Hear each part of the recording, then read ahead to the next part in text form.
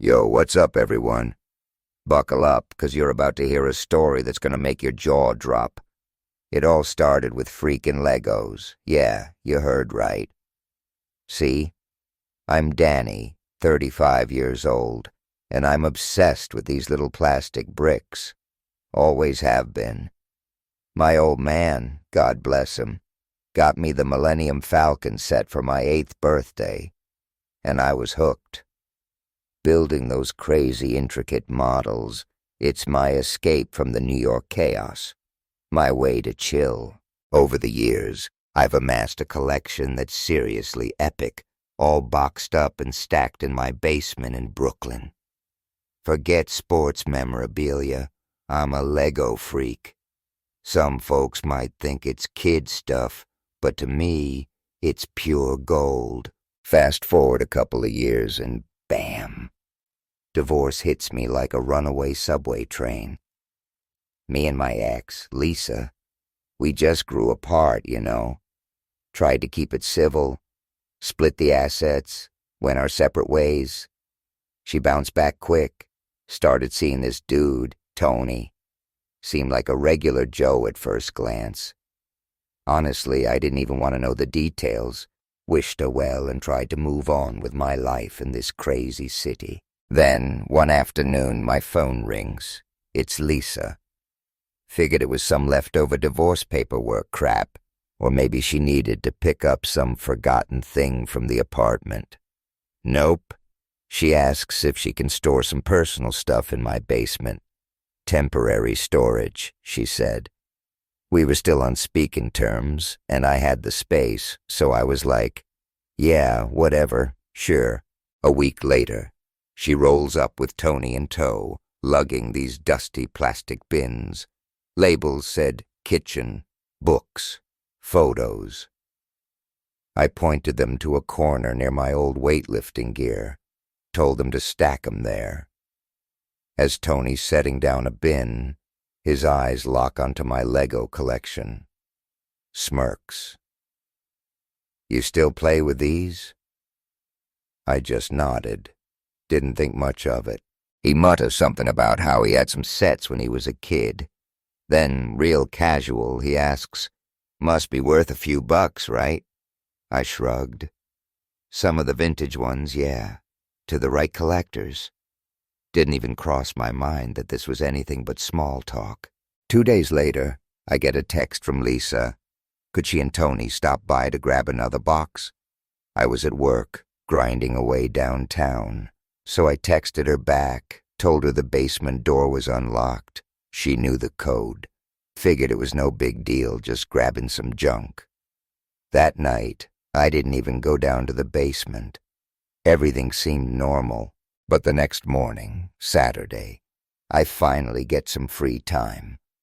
I head down to the basement to organize my shelves, finally get around to it, and that's when it hits me. Like a punch to the gut, my stomach drops. Several of my boxed Lego sets, gone. Vanished. Not misplaced, not moved, gone. Stolen.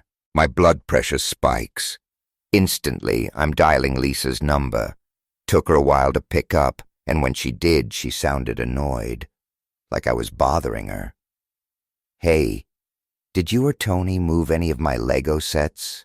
I asked, trying to keep my voice steady, even though I was freaking out inside. A brief pause on the other end. Then, "What the hell are you talking about?"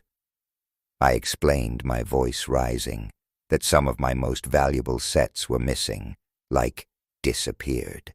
Her tone flipped instantly to defensive. "We didn't touch anything. Maybe you just misplaced them, Danny." Misplaced them? These were my prized possessions. I knew exactly where they were. They hadn't sprouted legs and walked away. I wasn't outright accusing them yet, but I had to ask, could Tony have taken them by mistake? Maybe he thought they were yours or something? She snapped, and I mean snapped. "I am not his babysitter. Don't blame us for your forgetfulness." And then bam, she hangs up on me, just like that. Frustration turned into full-blown rage. I called my buddy Marco, vented for like an hour. He's a cop. Actually, NYPD knows the streets. He listened patiently, then said, "Dude, check pawn shops, online marketplaces. These guys are probably trying to flip them for quick cash."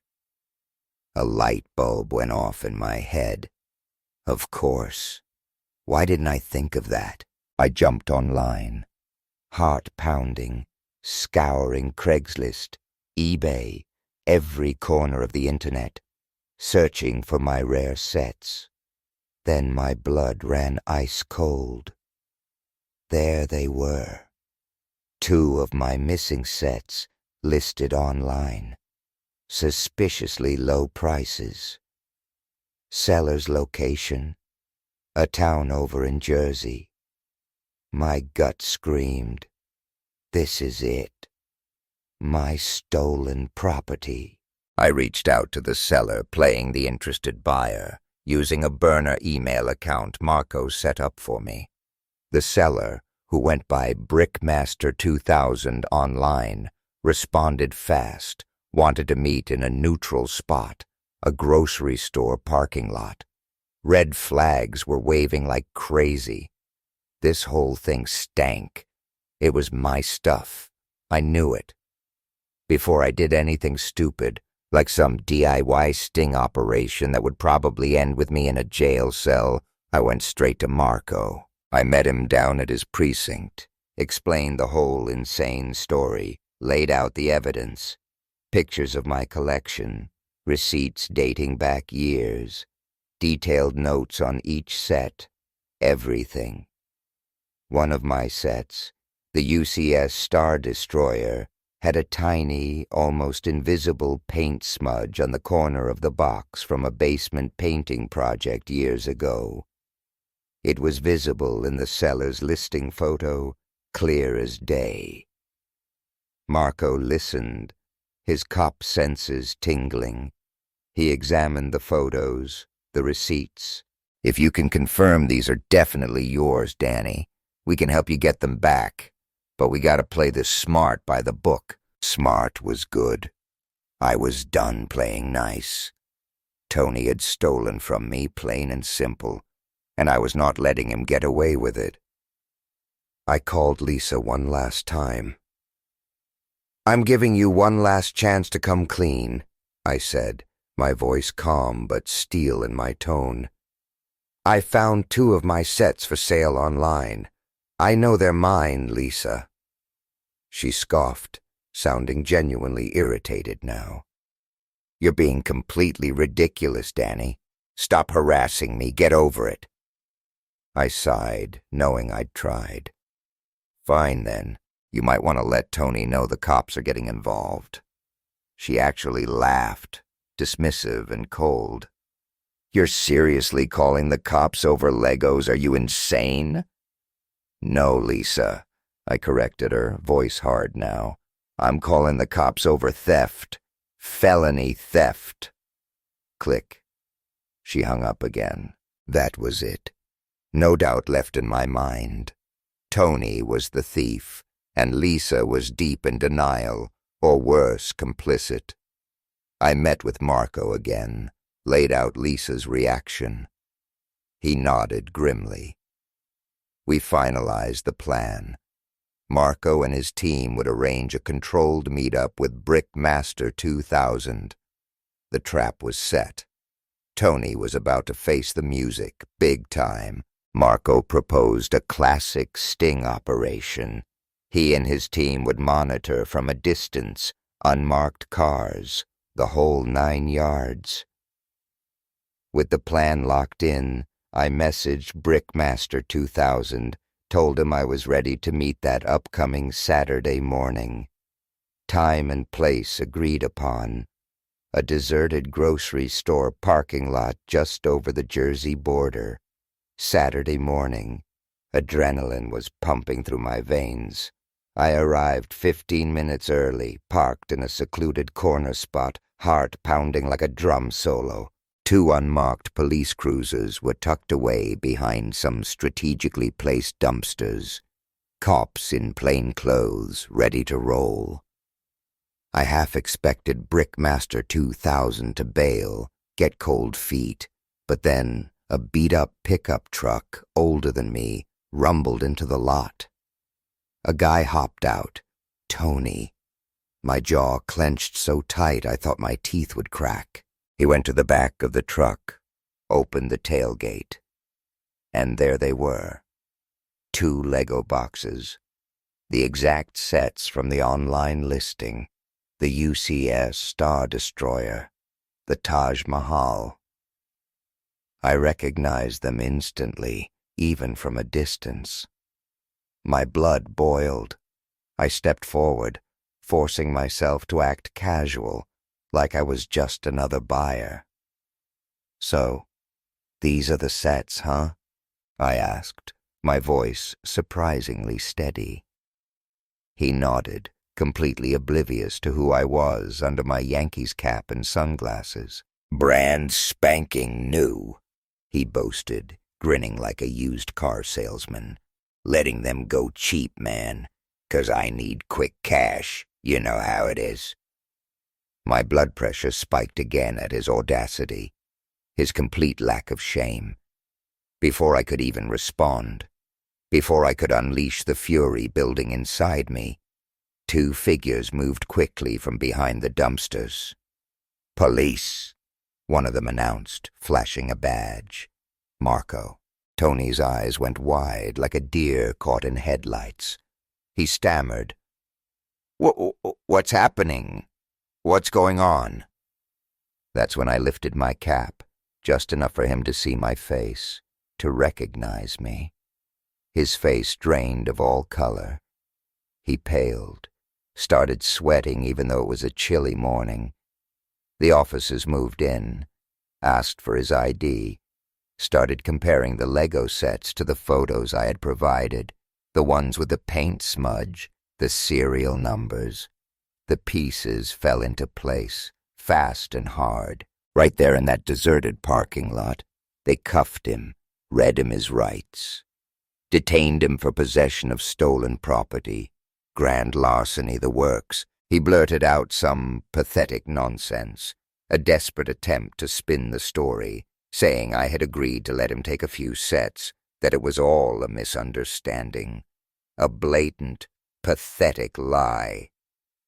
My stomach turned at how effortlessly he could lie, how he thought he could just talk his way out of this.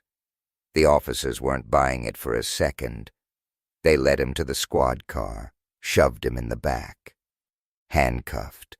A mix of rage, vindication, and a strange sort of sorrow swirled inside me.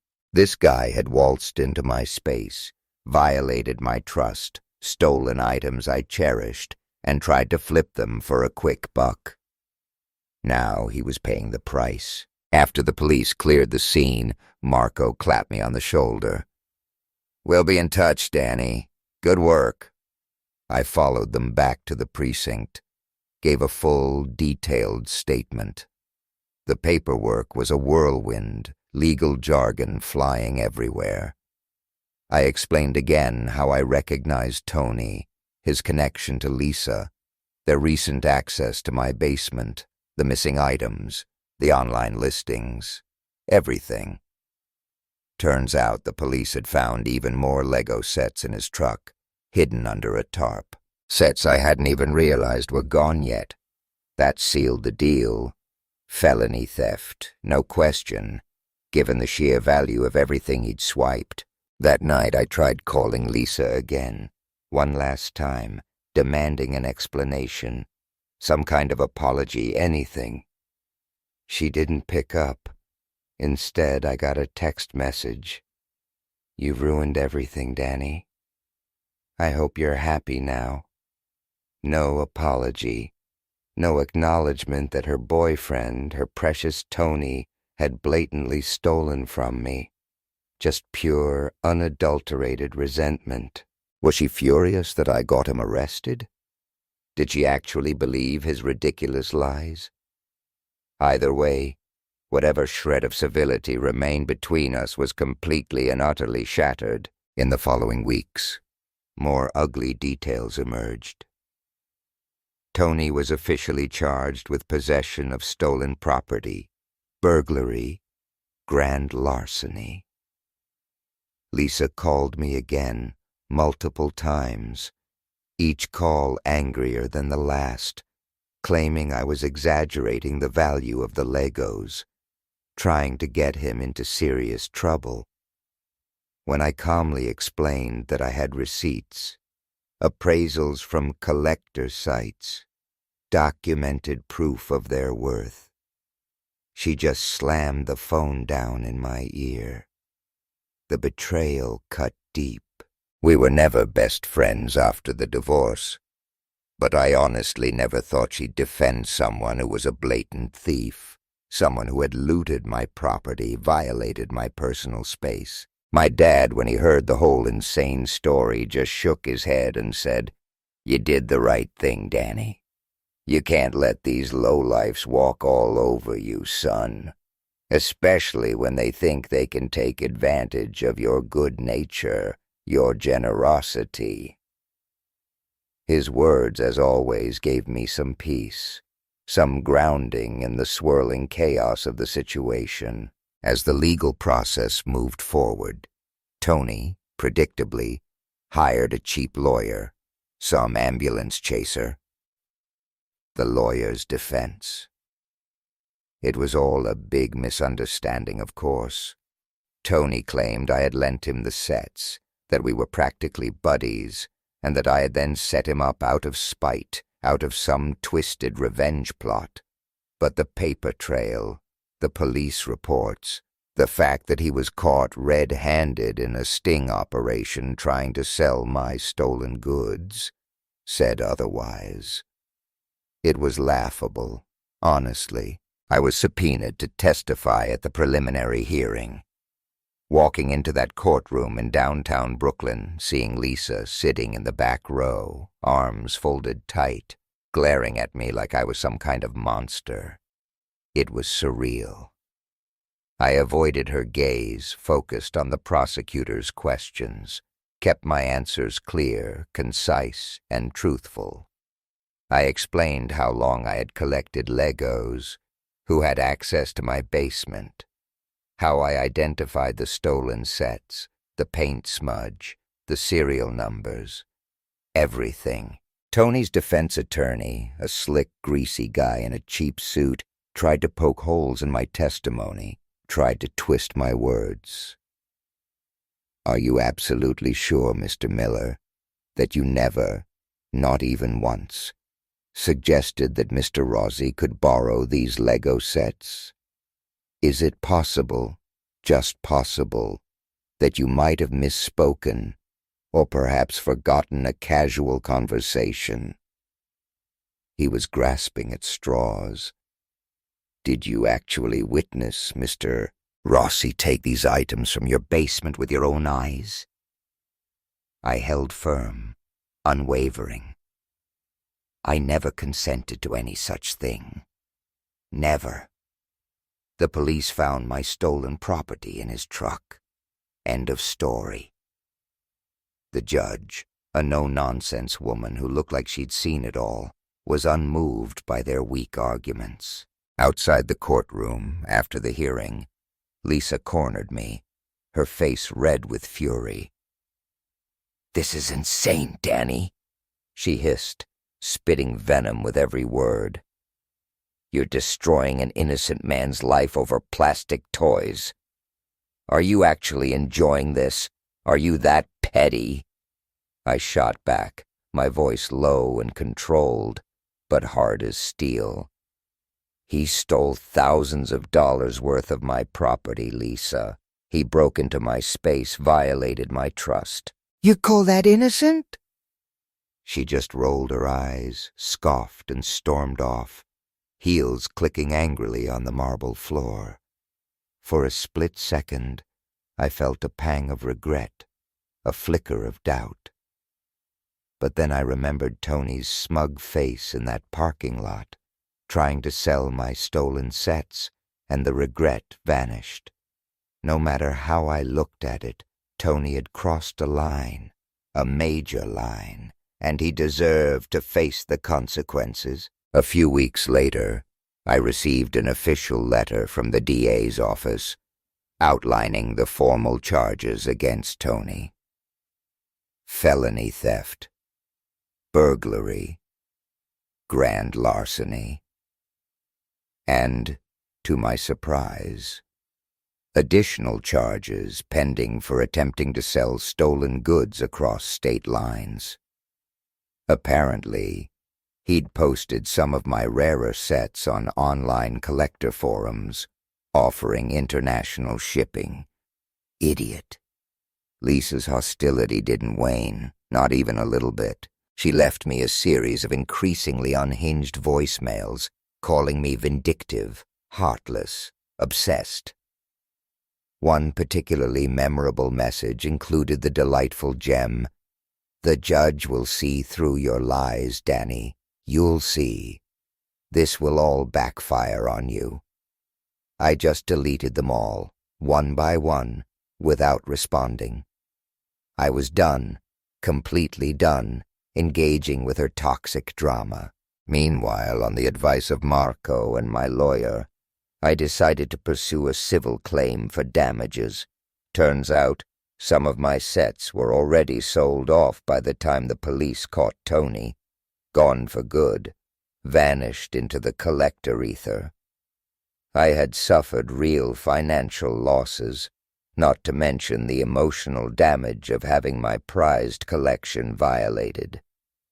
My lawyer explained that I could sue Tony independently of the criminal case, to recoup my losses, to hold him accountable in civil court as well. At first I hesitated. Was it worth it? More legal battles, more drama. But then I remembered Tony's smug, arrogant attitude, trying to sell my sets online, acting like he was doing me a favor by ripping me off. My anger, my sense of injustice, fueled me. I deserved compensation. We filed the lawsuit. Tony's lawyer, still trying to play damage control, tried to argue that old toys, as he condescendingly called them, weren't worth nearly as much as I claimed. He tried to lowball me, offered a pittance to settle out of court. My lawyer, a sharp, no-nonsense woman named Ms. Ramirez, calmly presented screenshots from reputable collectors' markets, expert appraisals, my original purchase receipts, everything meticulously documented. We built a rock-solid case. As the criminal trial date approached, I realized just how determined I was to see justice served, to see Tony pay for what he had done. He had shown zero remorse, zero accountability. In his warped mind, I was the bad guy, the villain, for catching him, for daring to defend my property. But this wasn't just about Legos anymore. It was about principle. It was about boundaries. It was about not letting people like Tony get away with preying on others, with violating their trust, with stealing what wasn't theirs. You don't get to break into someone's space, steal what's valuable to them, both materially and emotionally, and then whine and play the victim when you get caught. On the day of the trial, the courtroom buzzed with tension, thick enough to cut with a knife. The prosecutor laid out the facts, clear, concise, damning. The weight of justice, of the overwhelming evidence, finally seemed to sink in for Tony. For the first time, I saw a flicker of genuine fear in his eyes, a hint of nervousness behind his bravado. I sat back, watching, listening, knowing that I had done the right thing, that I was on the right side of this fight. The stolen sets, the online sale, the police sting, my photographic evidence, expert testimonies from other collectors. Everything came together, a mountain of irrefutable proof. The defense attorney, bless his heart, tried his best, attempted to paint me as some kind of obsessive, controlling collector, someone who had invited trouble upon himself. But the jury wasn't buying it for a second. They saw through the smokescreen, through the pathetic lies. Eventually, Tony himself took the stand in his own defense, offering a rambling, incoherent story about how he thought Lisa had told him I was letting them have the sets, that it was some kind of weird, misguided gift. The prosecutor, a seasoned veteran with eyes like steel, quickly countered, asking him point-blank why he was selling them online, at rock-bottom prices, if he truly believed they were gifts. Tony stammered, stumbled, unable to give a coherent answer, digging himself deeper and deeper into a hole. He ended up looking foolish, desperate, and utterly guilty. By the end of the trial, the evidence was overwhelming, the jury's decision swift and decisive. Guilty. Guilty on all counts, including felony theft. And because Tony, it turned out, had a prior record, a history of petty theft and scams that I hadn't even known about, the judge handed down a jail sentence. Not a slap on the wrist, not probation, but actual jail time. As they led him away, handcuffed and defeated, Lisa turned absolutely crimson with anger, staring daggers at me from across the courtroom. I walked out of that courtroom feeling an odd mix of triumph and sorrow. I had never set out to see someone go to jail, but Tony had brought this entirely on himself. His greed, his arrogance, his blatant disregard for the law had landed him exactly where he deserved to be. The fallout was immediate. My phone started ringing off the hook. Calls started coming in from mutual acquaintances, friends of friends, people I hadn't spoken to in years. Some asked if I was okay, genuinely concerned. Others, more hesitantly, implied that maybe I was being a little petty, a little over the top, sending someone to jail over Lego sets. I calmly explained the situation, the full extent of the theft, the value of the collection, Tony's complete lack of remorse, the fact that no one forced him to steal from me. He made his choices, and he had to face the consequences. A few, to their credit, even apologized for doubting me after learning the full story, after understanding the depth of the violation. But I knew that from Lisa's perspective, from Tony's perspective, from their circle of friends, I was now the villain, the heartless antagonist for daring to humiliate them in court, for daring to hold them accountable. With the criminal case finally closed, my civil lawsuit moved forward. Tony, now behind bars, still had his ambulance-chasing lawyer representing him, dragging things out, delaying the inevitable. They tried to settle out of court again, offering an even lower fraction of the stolen set's total value, clearly hoping I would just give up, just go away. I refused, point blank. Ramirez and I stood firm, demanding full compensation, not just for the sets that were recovered, but also for the missing or irreparably lost sets, the ones Tony had already sold off online. They had very little leverage left. The judge, reviewing my meticulously documented case, the purchase receipts, the expert valuations from collector sites, the sworn statements from other collectors verifying the rarity and value of my sets, made it clear that I wasn't inflating the numbers, that my claims were legitimate, backed by solid evidence. Shortly before the scheduled civil hearing, they finally capitulated, realizing they had no chance of winning. They agreed to a settlement that covered the fair market value of my stolen collection, every penny. It didn't magically restore the sentimental value of the sets that were already gone, the ones that were irreplaceable, but it was something. The court approved a payment plan, with a portion of Tony's future wages garnished once he was released from jail, a small measure of financial justice. I signed the settlement papers, finally feeling a sense of closure, of resolution. I had done everything I could to stand up for myself, to protect what was mine, both materially and emotionally. Unsurprisingly, Lisa was absolutely incandescent with fury. She left me one final rage-filled voicemail screaming, "You've ruined his life, Danny. You're a monster, and you're taking money he can't afford to pay. How do you sleep at night?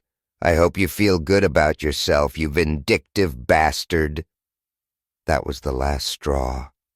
I blocked her number, deleted her contact information, severed all ties. I didn't need that negativity in my life. Through the rumor mill, through mutual acquaintances, I heard she was still claiming that I had blown everything out of proportion, that it was all just a big misunderstanding, that I was the one who had overreacted. But the truth was simple, undeniable, and legally documented. Her boyfriend stole from me, got caught red-handed, and had to face the consequences. I wasn't going to lose a single second of sleep over it. In the weeks that followed, I started the slow, painstaking process of rebuilding my collection. Some sets were gone forever, irreplaceable, lost to the black hole of the online collector market. But other collectors, hearing my story through online forums and communities, reached out with offers to sell me replacements, often at a discount, knowing what I had been through. Their kindness, their generosity was unexpected, but deeply appreciated. Friends asked if I regretted pressing charges, if I would have done anything differently. My answer was always no. Theft is theft, plain and simple. He walked into my space, violated my trust, took what wasn't his, and tried to profit from it. That was where I drew the line, and I would draw it again, every single time. Life slowly, gradually returned to a new normal. I upgraded my basement security, installed security cameras, a better lock system, motion sensors, the works. Only close friends and trusted family had access now. One afternoon, a few months later, my dad stopped by, came down to the basement, glanced at my reorganized shelves, the gleaming rows of Lego boxes. "Any second thoughts, son?" he asked, his eyes searching mine. I shrugged, a small, weary smile playing on my lips. "I did what I had to do, Pop." He nodded, putting a comforting hand on my shoulder. "You can't let people step all over you, Danny," he said, his voice firm. "Especially not when they think they can take advantage of your goodwill, your kindness." Looking back, I see how one seemingly small act, letting my ex-wife store a few boxes in my basement, led to a full-blown legal saga, a whirlwind of drama and conflict. But I also see how it revealed people's true colors, laid bare their character, their integrity or lack thereof. Tony's entitlement, his arrogance, was staggering. He genuinely seemed to believe that he could just waltz in, steal my property, and that I would just roll over, accept it, say nothing. Even Lisa, someone who had once shared a life with me, showed absolutely no sympathy for the violation of my space, the theft of my cherished possessions. Whether it was out of bitterness, resentment, or blind loyalty to her new partner. It made one thing crystal clear. We were never going to have an amicable post-divorce relationship. And that, in the grand scheme of things, was perfectly okay. Sometimes, late at night, when I'm alone in my basement, surrounded by my Lego creations, I wonder if I'm the villain in their story, in Lisa and Tony's narrative. Maybe, in their twisted version of reality, I am. Maybe they paint me as the obsessive, vindictive ex-husband, the petty Lego freak who ruined their lives over plastic toys. Maybe so. But from my perspective, from my truth, I only defended what was rightfully mine. I stood up for myself, for my principles, for my boundaries. If that makes me the bad guy in their eyes, then so be it. I'll sleep just fine knowing I did the right thing, knowing I acted with integrity and courage. So that's how I ended up suing my ex-wife's boyfriend for stealing my Lego collection, and how it led to him going to jail. Now they're both furious, both blaming me, and I'm left not questioning whether I'm the antagonist, but knowing with absolute certainty that there's a clear, undeniable difference between petty vengeance and rightful justice. And what I did, every step of the way, falls squarely, unequivocally, on the side of justice. Some might scoff, might roll their eyes at pressing charges, at going to court over plastic bricks, but to me, those sets represented cherished memories, years of passion, hard-earned money, a piece of my soul. I've learned that boundaries matter, that protecting what you value is essential, and that sometimes upholding those boundaries requires tough actions, requires facing uncomfortable truths, requires standing your ground, even when it's difficult, even when it makes you the villain in someone else's story. It's unfortunate that someone ended up behind bars, but when you commit a crime, when you violate someone's trust, when you choose to steal and lie and cheat, that's the risk you take. In the end, I refuse to feel guilty, refuse to apologize, for protecting what I hold dear, for standing up for myself in the face of injustice. If the price of standing up for myself, of seeking justice, is being labeled the antagonist in someone else's warped narrative, then I can absolutely live with that. At least my conscience and my Lego collection are a little more secure now. Let me know what you guys think in the comments. Seriously, I'm curious to hear your take on this crazy ride.